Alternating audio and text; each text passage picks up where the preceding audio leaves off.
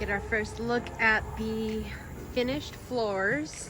They just threw that top coat on, so I can't go in too far, but oh my gosh, these floors are amazing. Oh my gosh. Oh my gosh.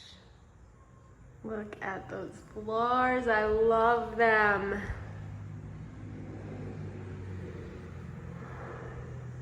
Unbelievable.